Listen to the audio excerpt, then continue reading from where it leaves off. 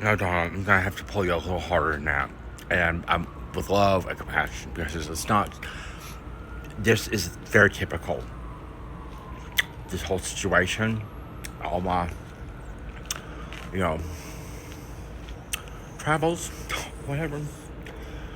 This is a great opportunity for Bob to feel better, and for these other two as well, and for me. Like, here's what I want to do.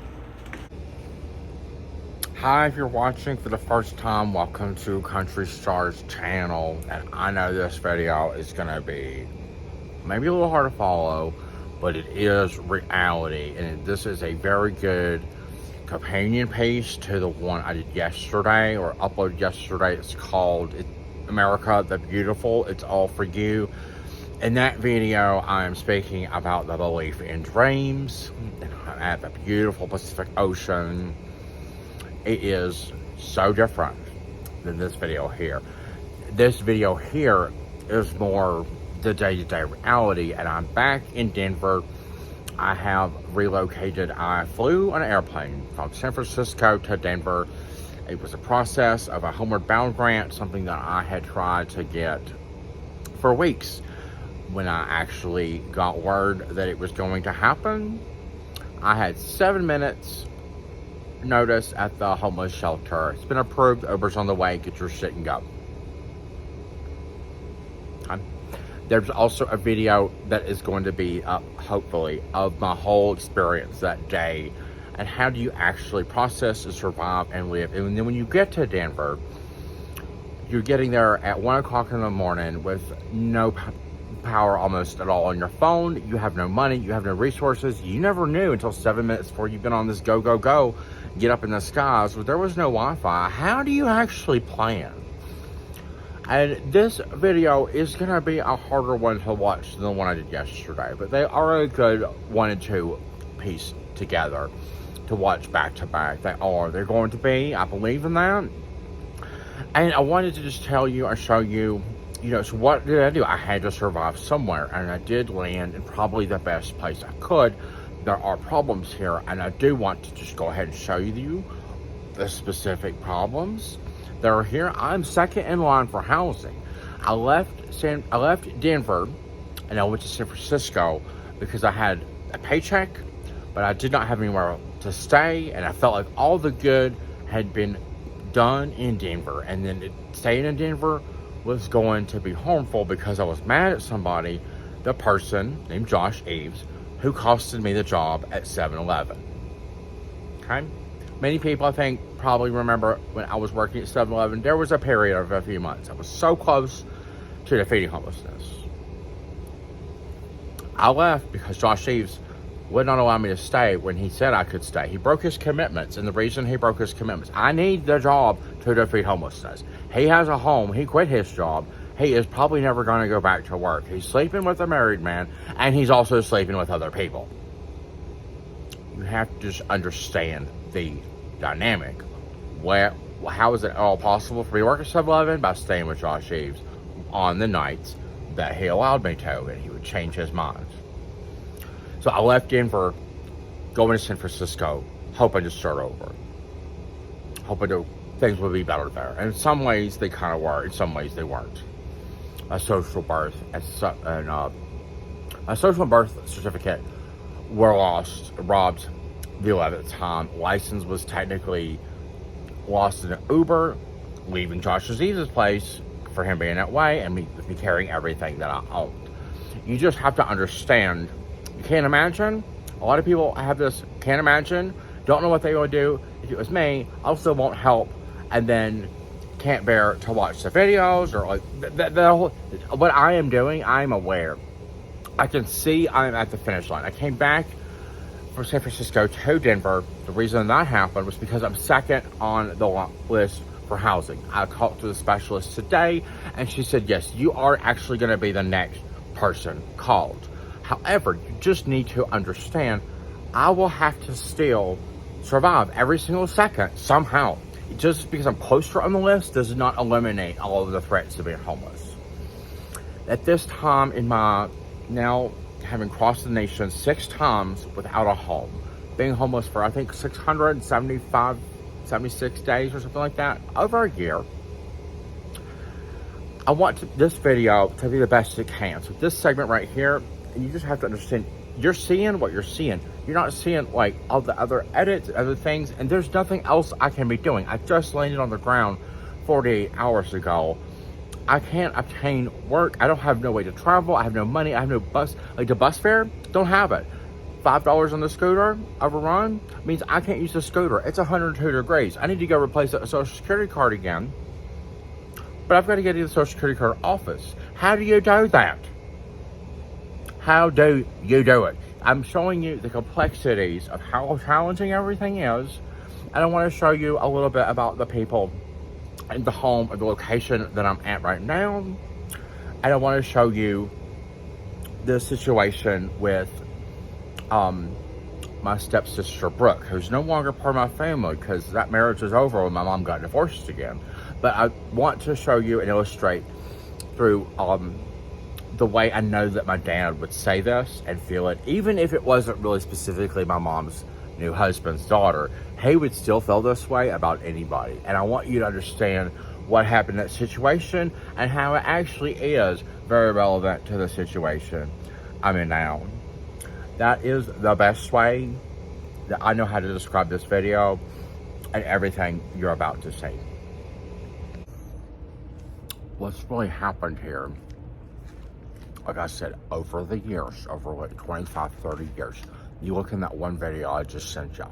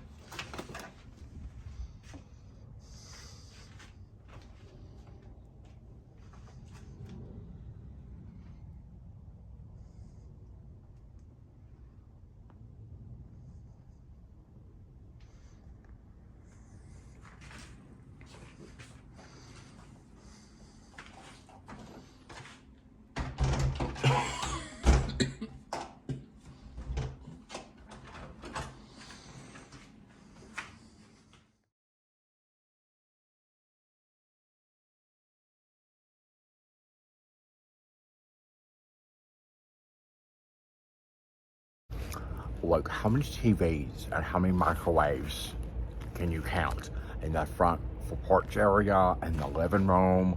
Like, there's just shit, right? All it is old shit. It ain't doing anybody any good. It ain't sentimental value. This is somebody like me came through here about 9 years ago, and there was a moment.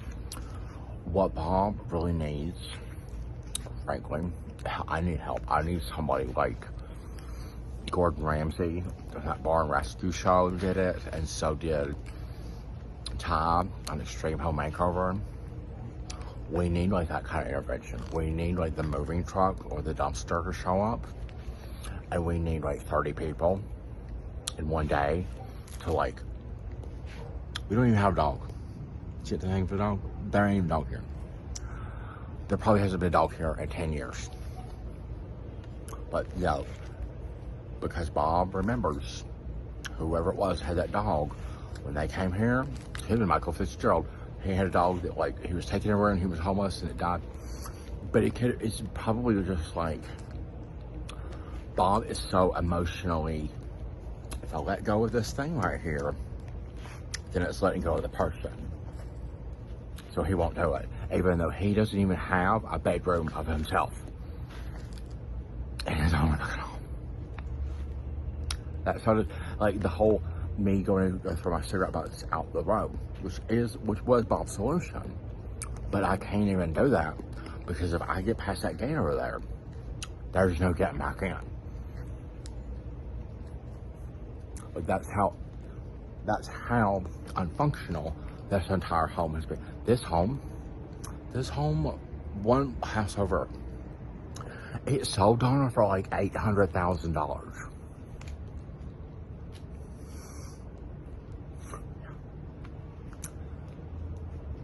Bob probably shouldn't even be working. Bob should probably be getting some sort of like,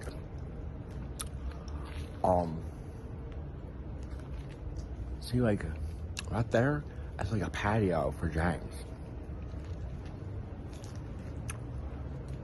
Bob should probably be getting some sort of like a second mortgage thing on this house and like going on vacation and getting this place emptied. And like, I pray, like he should be doing like everything great right now. He's got the equity. He just bought this house at the right time. I'm out here because I just don't want to be in the cat piss living room. And it's just like, I don't even want to, like if I go somewhere else, like Alan's just turned into like, you can't even be here. I'm not even going to consider you coming over because you have bags. That's the challenge at Alan's. Alan's is just one room, so it would not work well. It's gonna work better here than it would at Alan's. Josh's, main thing at Josh's, well, he was morally inept, severely, but he also didn't have the space. We had the space here, we just had the shit here. I believe in Bob's moral grounding. I think it's still solid enough. But these other two are just like any changes, even though they would make us happier in the end, we do not like the change, right? I'm trying to think of this back to like when my mother and Steve got together. When that happened, almost immediately, when they got together, Mom and Steve, back in like 98, Brooke, who was like 23, was immediately like, I need to get divorced. I need to go get what I want. She was married to this guy named Jason. And Jason, his dad, was gonna let him inherit these like 3 tractor trailers. And they had like such the optimal zone, or the optimal set of conditions to thrive. It was like Brooke wanted it now. She wanted her best life now. So she got divorced, and then she went and bought a new car, and then she got drunk and pregnant, and then she was like unable. Because Brooke had to go get what she wanted. But I look back at that experience, and I'm like, you know, Steve, that was a huge. I was like 11, okay, but like Mom and Steve got together, and Steve did not have any sort of like, Brooke, you need to stay in this marriage. Mom and Steve get together, and like they are permanently together. This is probably like maybe 6 months into them getting together, and this is when Brooke is like, I have got to get divorced. There ain't really a problem, except, I mean, this is my perception of everything, how it was. Jason was her husband, the guy with the 3 tractor trailer trucks, and he was like driving one of them, and there was like 2 others. Maybe there was, the dad was still driving, but basically Jason was going to inherit this business flat out. He was like the only son, and he liked doing it, and like it was just kind of like, Brooke, you just hold on for a minute because you are about to have it made. But Brooke was 23, and she was like, I've got to go live my, like, I've been up here in this single trailer for like 2 years, and it ain't about, like, Brooke, you are all, I mean, you just fell into it. Jason was hot. He was. Jason was nice. He was very polite. He was nice to me. He was like the best person. He seemed like he had already went through or whatever in life, and he was just like, I'm gonna be good than boys. Brooke would come over and cut me and Drew's hair because she was a hairstylist. And Jason, that's how we, like, my hang out with Jason and Brooke would have been them cutting my hair, or him bringing her over to cut my hair. And they were overall, Brooke was just like, I want to go live life now because I want to. That was kind of what Brooke was going through. So she had to divorce Jason. So basically what happened is that Brooke's shit ended up coming, kind of like how this house is. My mom, we had this dining room that we weren't really using, but like all Brooke's shit, which Brooke had a lot of shit at 23. it all had to come and be in this dining room. Loads of it. It was looking like this place here. But I had realized, I thought about this a while back. I had realized it. I was like, you know, Steve, that was a huge red flag. That was almost pretty much the indicator that this marriage with Mom and Steve ain't never gonna work. It was never going. It did hold on for 15 years. They did give it a shot. They did try. I know that they did. Both of them probably, when they got married, thought they would stay married. I bet they both definitely gave it their best.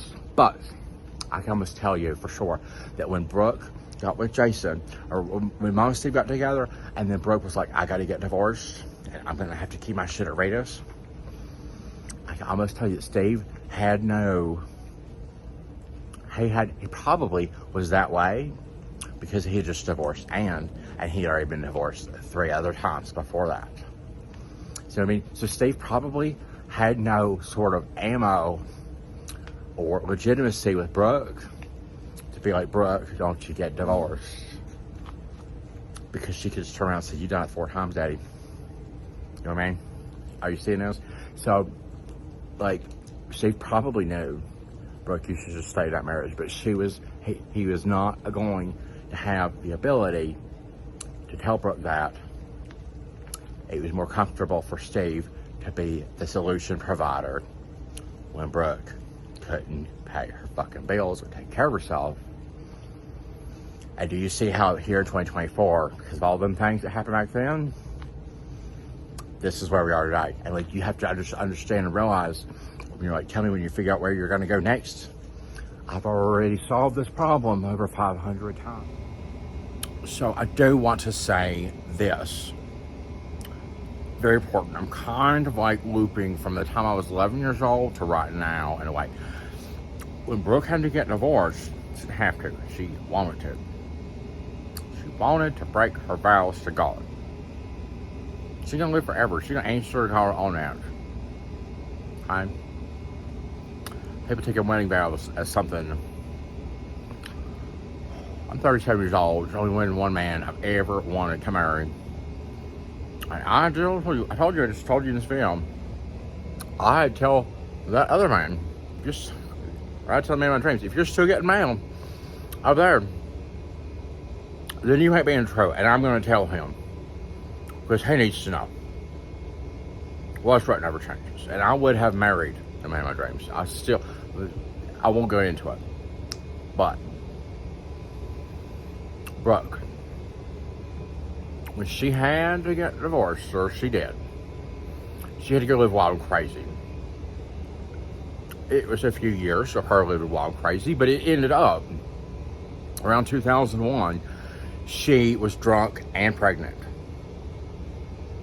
Being drunk and pregnant is a huge deal. The baby was born fine, or whatever. And the baby was born we do not know who the dad is. Okay, how can that baby be fine and healthy? It ain't. The baby is not, in a wheelchair or whatever can happen from being too drunk and pregnant. It was all right. The baby is whatever it is. You cannot tell, or whatever the word. I don't know how even to describe it because it's so fucked up. But basically,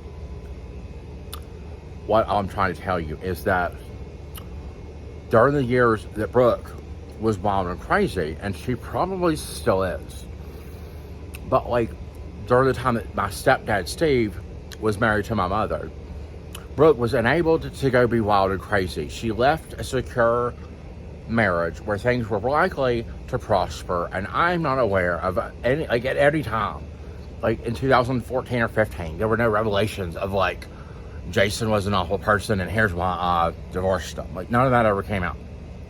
It's possible, but I'm saying I think it's highly unlikely. I think what happened is Brooke left that marriage to go get what she wanted, which was to go be wild and crazy. She ended up becoming drunk and pregnant, and then she ended up having that baby. But she always struggled financially. She never went to college like I did. She never interned. She never did anything like that. She became a hairstylist.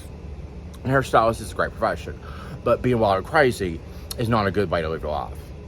Okay, Brooke was like going to the concerts and the strip clubs and like whatever fun thing there was to do Immediately, Brooke was always doing that, but Brooke was also unable to pay her bills. She almost went homeless multiple times. There was a time my stepdad Steve purchased a trailer for Brooke to live in, and then Brooke ended up selling the trailer because she got into a situation where she's got a new boyfriend or whatever, and then she was like, this is my money. This is like my $7,000 or whatever.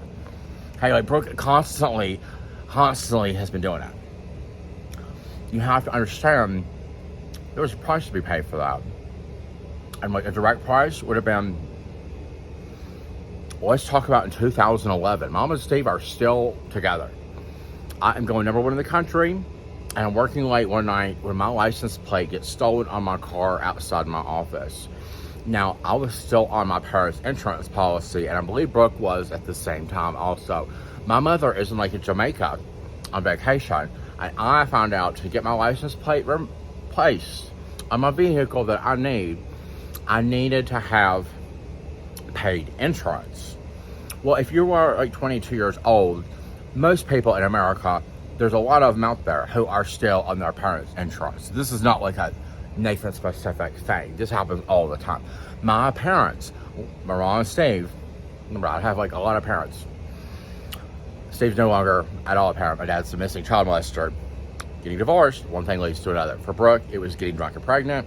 For this situation, my mother, who was like in Jamaica, is like, you need to just pay the car insurance. I don't care that it's $1,900 and we let it lapse.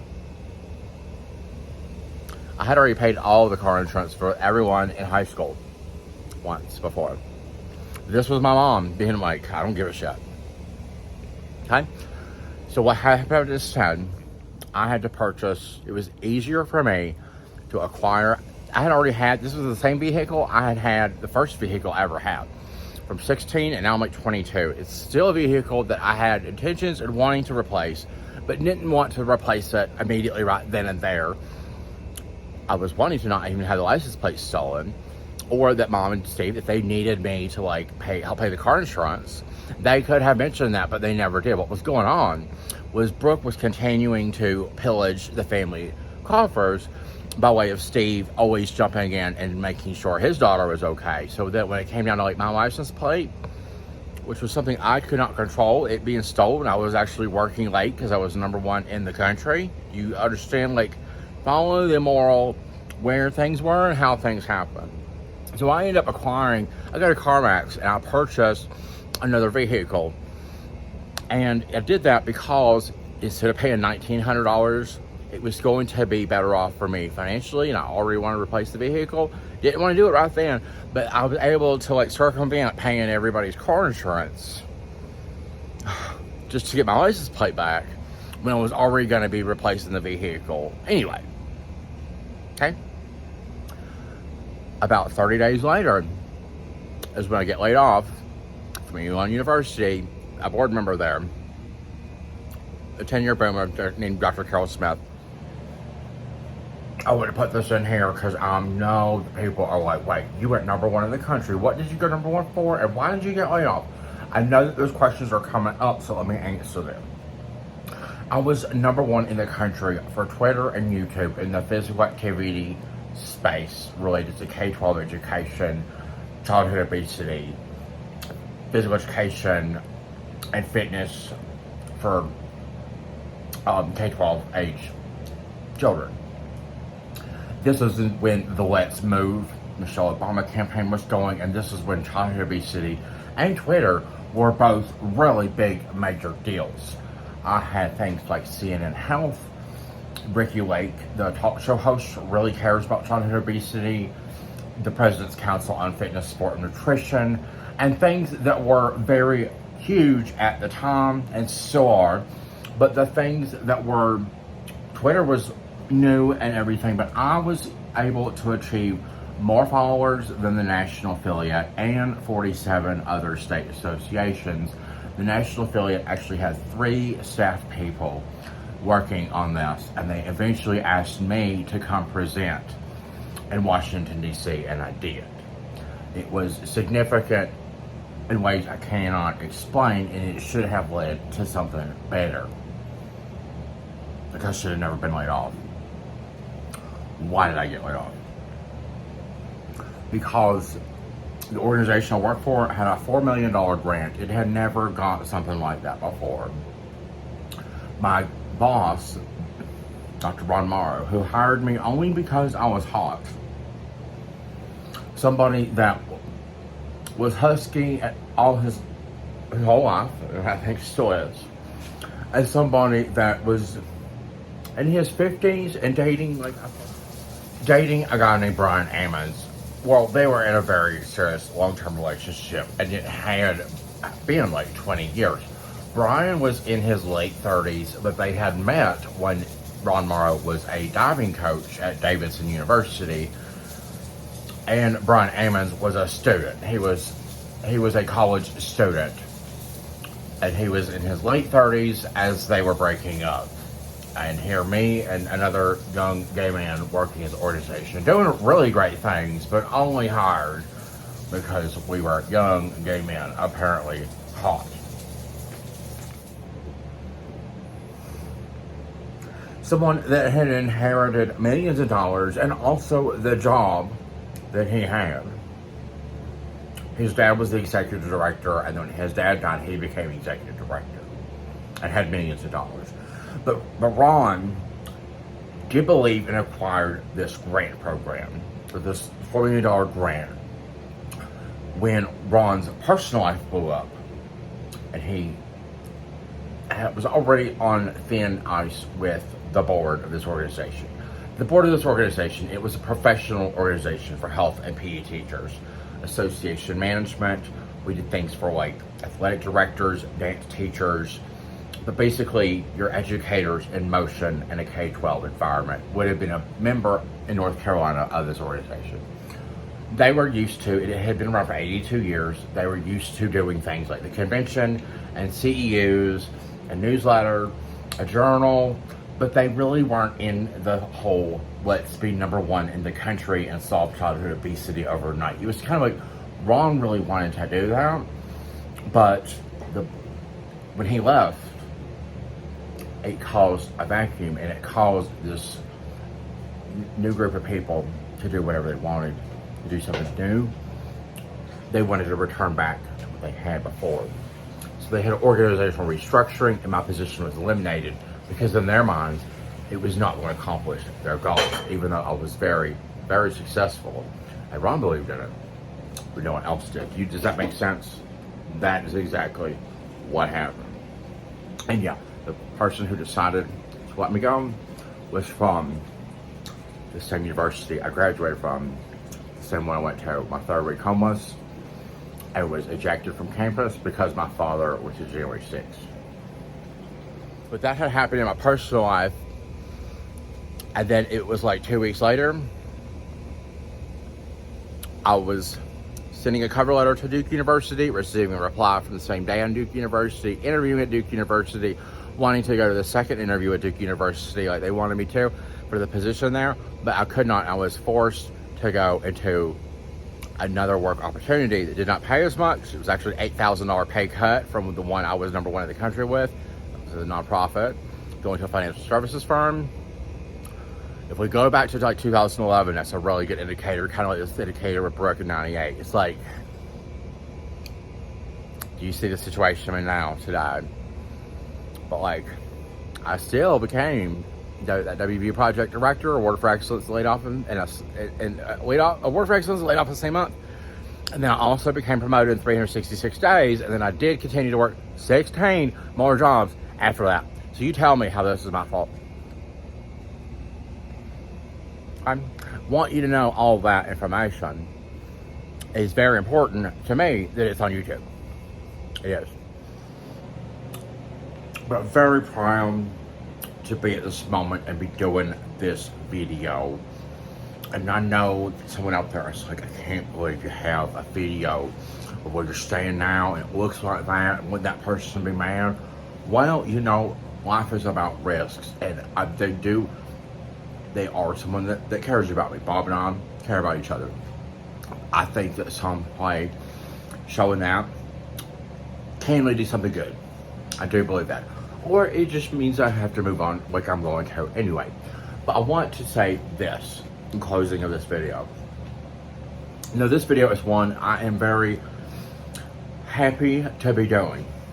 I'm not happy about the situation, but I know that this kind of information needs to be there on the internet. And I know that this video is going to reach somebody in academia or somebody who is going to find out about my channel on this video for the first time, and then they're going to watch other videos, and then they're going to see the link. They're going to see. But here's what I want to say. So we talked about indicators in this video. There's an indicator in 98 or 99, right around then, when Brooke is like, I've got to get divorced. Why did she get divorced? Because she wanted to go live in the big city in her brand new car and being wild and crazy, and she had to live for that moment. Even though I do believe it is very likely, I would love to do a follow-up. Where is Jason Lewis? Yeah, you don't remember your stepsisters, you don't have any more ex-husband's name? I do. Sure do. I would love to see what happened to Jason Lewis, and I would love to just be like, Jason, I love you. Are you still a good man? Do you have that tractor trailer business? Are you not rocking and rolling with like $1 million house now? Because I bet that you are. I bet that he is. But I want to say, so there's indicators. The one at 98 with, you know, Brooke's divorce from Jason, as my parents, well, they'd already been divorced, but Mom and Steve were like heading to the wedding chapel, but like Brooke, like at the same time Brooke was getting divorced. It was just like such a clear, Mom and Steve were not going to work out, because that Steve was, so he was just fine with it. You know what I mean? He was just kind of like, well, this means Brooke's going to be coming to me, so she ain't coming to Jason. It was just like, for Steve, it was more of like so bad that he did not advise his daughter to honor her vows. Because that is the right thing to do. Even if Jason was not poised to make lots of money, he should have done that. He should have said, this is the love of your life. He never did. We also have this indicator in 2011, which is basically all this very, very specific information I gave you in this video. But it's that experience of me being unable to continue to excel at the level I am used to, or can, or have, or was appropriate for me. I should have been working at Duke University, but I could not continue the interview process, even though they were so ambitious and did like me very much. And that hurts. But here is the very last key message of the video. Is, do you see them how I have given you very specific information that is correct and true? And, you know, for me to show you, here's the events, and be able to do that, and this very disorganized, very chaotic life, there's something to be said for me to be able to do that. But I do want to say, if you just look at like, you know, all the specific information in this video, but then I tell you that 38% likelihood for someone being homeless is always there once they survive their parents' first divorce. Also, I'm at a 22% higher likelihood for being gay. So altogether, 60% lifetime likelihood for being homeless, 38% for something I could not control that my parents did not have to do, but did, which is get divorced, and then 22% for that divorce, 22% for being gay, so that I cannot control. But I want you to just imagine the situation, and like, so you have all the specific information in this video, right? But now, I want you to just imagine, you see that 38% chunk and how that's a statistic. But can you see if my parents, my mother and my father, the ones that had me and were married when I was born, if they had stayed married and were still married right now, even with me being gay, I am their firstborn son.